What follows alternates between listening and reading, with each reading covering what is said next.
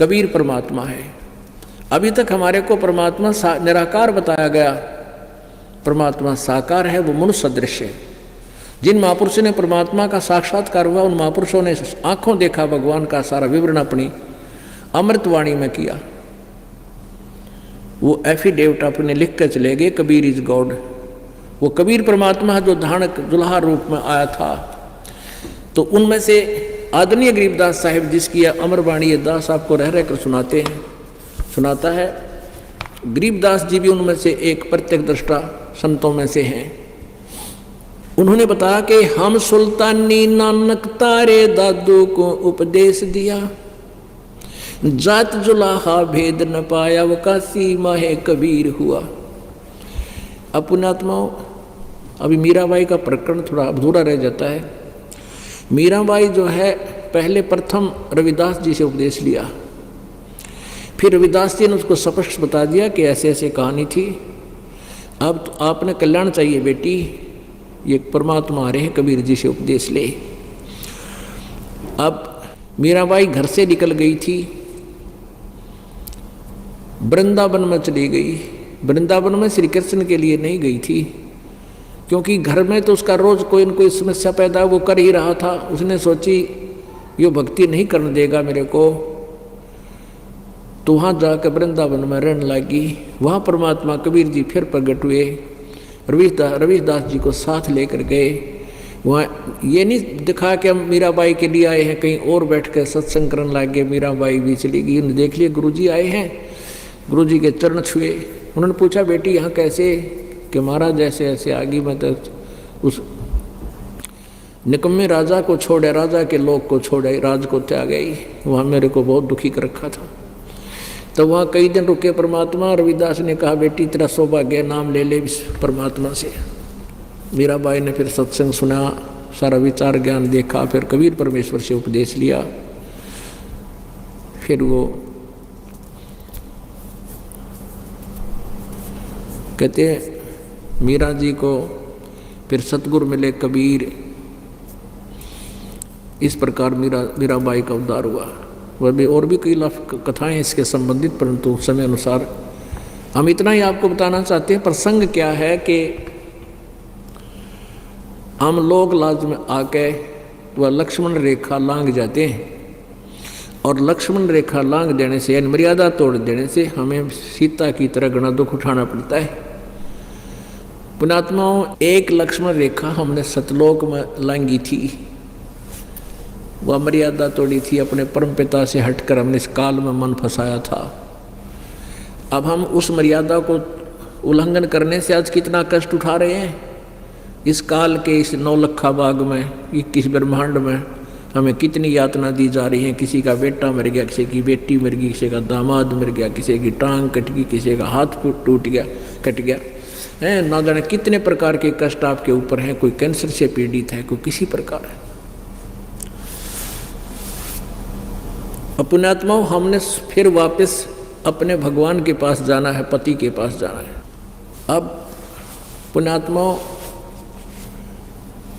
हनुमान जी को श्री रामचंद्र जी ने, यानी वैसे तो 10 दिशा को खोज हो रही थी, हनुमान जी कुदरती पहुंच गए लंका में, और वहां जाकर देखा सीता जी मिल गई। पता लग गया कि सीता ये है। तो सारी वार्ता होगी। सीता जी ने कहा, हनुमान जी ने कहा माता मैं कुछ आहार करूंगा, भूख लगी है। सीता जी ने कहा भाई इस बाग में तो फल तोड़ के भी ना खाइए हनुमान, ना तो मेरी पिटाई हो जाएगी। नीचे कोई पड़ा हो ना वृक्ष टूट के, वो खा लिए मेरा भाई। मुझे भी इतना ही आदेश है, मैं तोड़ के नहीं खा सकती यहाँ से।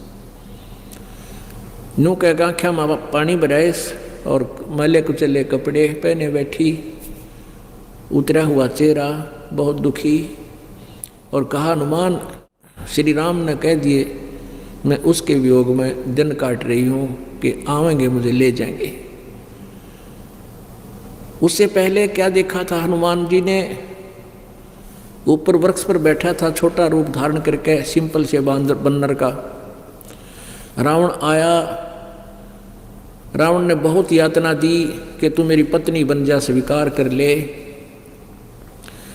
रावण को एक श्राप लगा हुआ था किसी देव का कि तू अगर किसी औरत से बलात्कार करेगा उसी दिन तेरी मृत्यु हो जाएगी। उसकी सहमति से करेगा तो तुझे, वो तो पाप तो था ही लेकिन तू मरेगा नहीं। तो इसलिए सीता को वो सहमत करना चाहता था, लेकिन सीता ने कहा कि रावण ये जान जा सकती है, इसको रामचंद्र के अतिरिक्त कोई छू नहीं सकता है मेरे शरीर को। इस तरह की वार्ता सुन ली थी हनुमान जी ने। फिर रावण चला गया था कि तुझे 1 हफ्ते का समय देता हूँ, सोच ले। वो कह रही थी बेशक से कितने हफ्ते का दे, हमने सोच रखे है। तब वो आके उसने कहा माँ, उसको पता लग गया कि तो बहुत तंग किया जा रही है की जाए। तो माई ने तो ये कहा था भाई नीचे झटका कोई पड़ गया और उसके नीचे फल खा लिए, तोड़ के मत खाना। हनुमान तो भाई सूरवीर था, उस पर ना देखा गया। अकीसे निकम्मे ऐसे दुखी कर रहे हैं। अब उसने पहले तो उस वृक्ष ने तोड़े, तले गिरे लद पद फल ने, और फिर पहलवान था नु सरड़ सरड़ खा सारे खावा, कई वृक्षान तोड़ ताड़ गए, फला तो छक्या, बाकी के पाड़ के बागर फेंक दिए समुद्र में। रावण को पता लग गया कि एक बानर आया हुआ है, ऐसे ऐसे उद्मस्ता रहा है। ये तो आपने सारी कथा का पता है, ज़्यादा ना बढ़ा के। फिर वो वापस आ गए, सीता जी को अंगूठी दे आए, उनसे कंगन दे आए जो श्री राम पहचान सकते थे। सारी बात होगी। अब और कथा ना सुनाना चाहता, दास तो कहना चाहता है। अब रामचंद्र जी को हनुमान जी ने बताया कि भगवान सीता जी मिल गई और रावण के 9 लखे बाग में कैद कर रखी है।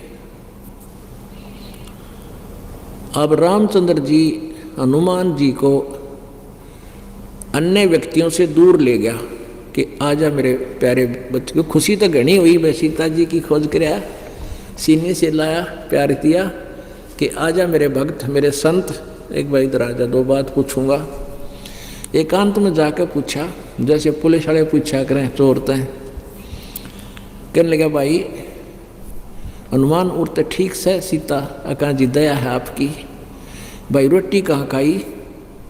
रावण के वहाँ गया होगा ना दरबार में। अक नहीं भगवान, वहाँ नहीं गया, सीता लेकर गई होगी इतने वहाँ रावण के दरबार में, वहाँ खाना खा के आया होगा कि नहीं भगवान। माता ने तो ये कहा था कि यहाँ से कोई फल भी तोड़ के नहीं खाना तूने, फल भी तोड़ के खा लिया ना बेटा, मन भाई मन ना पीटेंगे ये, फिर मेरी पिटाई करेंगे। कोई नीचे पड़ा हो ना टूट के अपने आप, वो खा लेना। वह किसके रावण के वहाँ जाओ थी। फिर कहने लगा कि आर श्रृंगार खूब कर रखे होंगे, सुथरे कपड़े पहन रखे होंगे अच्छे बढ़िया। अक नहीं। क्या वो रावण के पास जाती थी? अक नहीं, मैंने अपनी आंखों देखा, सारी वार्ता बताई कि वो तो आपके वियोग में आपके अतिरिक्त किसी को सौंपन में भी नहीं सोचती। अपने आत्माओं, यहाँ रामचंद्र जी ये देखना चाहते थे, यदि वो आस्था मेरे में रखती है तो उसने लाऊं, और जय वो रावण से ही संबंधित हो चुकी है, रावण से घुल मिल गई है, फिर क्यों दुनिया मरवाऊं? दुनिया के लाल मरेंगे वहाँ पर, फिर क्यों लाऊं उसको छुटवा के? अगर वो मेरे में 100% आस्था है तो फिर उसको, उस आत्मा को अवश्य उस काल की, उस रावण की जेल से मुक्त कराना पड़ेगा। ऐसा ही हुआ। अब पुण्य आत्माओं, हम यहाँ उस काल के लोक में फंस गया के, और अभी तक हम तो अज्ञानता, मालिक को पता है कि हम अज्ञानता से इनको अपना मालिक मान बैठे थे। अब पता लग गया कि ये हमारे स्वामी नहीं हैं, यहाँ हमारा वो पति नहीं है, ये हमारा पति सतलोक में है, और वो हमें तभी ले जाएगा जब हम उसके अंदर सीता की तरह आस्था कर लेंगे। हम पति भर्ता पद से गिरे थे, हम पुनः उसी स्थिति में आ जाएंगे जैसे हम काल में आस्था इतनी कर ली थी इस ज्योति निरंजन में, हम अपने मालिक से भी विमुख हो गए थे, एक नहीं मानी उनकी। इतनी प्रबल इसमें आस्था थी, इतनी ही प्रबल आस्था अब हमारी उस परम पिता में हो जाएगी, तब वो हमें यहाँ से लेकर जाएगा। तब इस रावण के 9 लखे बाग से हमें रावण की कैद से, इस काल की कैद से छुटवाएगा, अन्यथा बात बने को नहीं। तो पुण्यात्माओं परमात्मा कहते हैं, अभी आपने संतों की वाणी भी सुनी है कि जो पतिव्रता पति तैराती, आन पुरुष नहीं भावे, बसे पी हर में सुरत प्रीतम में, नो कोई ध्यान लगावे। कि हमारी आस्था इस तरह होनी चाहिए अपने परम पिता में, जैसे लड़की का विवाह हो जाता है, फिर वो अपने मायके जाती है, महीने 2 महीने अपने पति के साथ रह के, अब वो अपने घर पे अवश्य रहती है, किसी को पता नहीं वो के मन में रखती है, उसका एक पल भी ध्यान अपने पति से नहीं हटता, वो वहाँ की सारी सीनरी उसके सामने घूमती रहती है।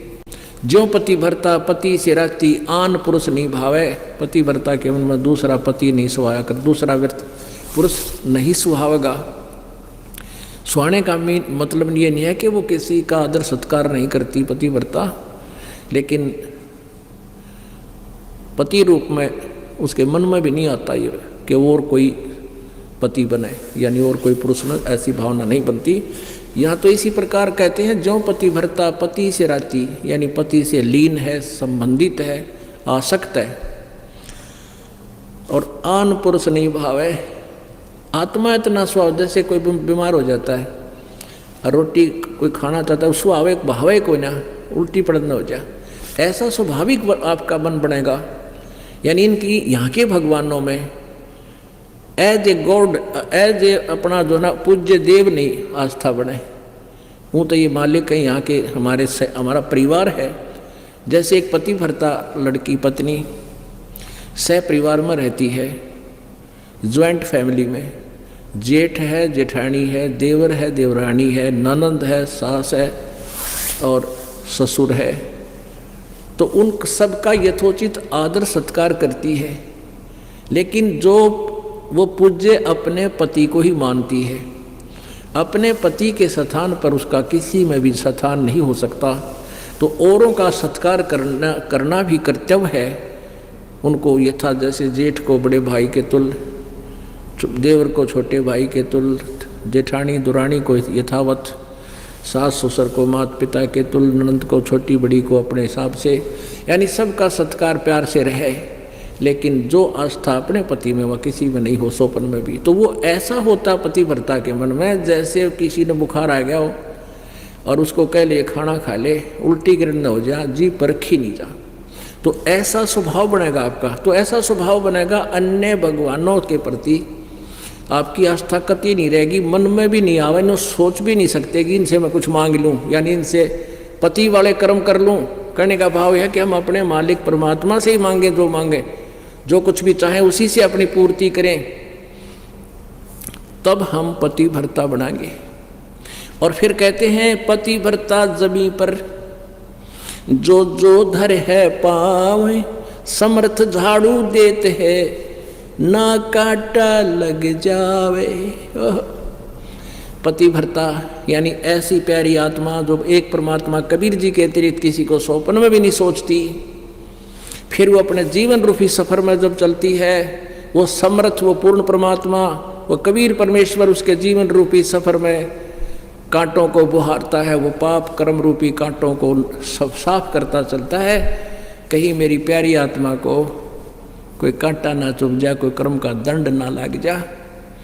कहते हैं इस प्रकार अपने परमपिता में ध्यान लगावे।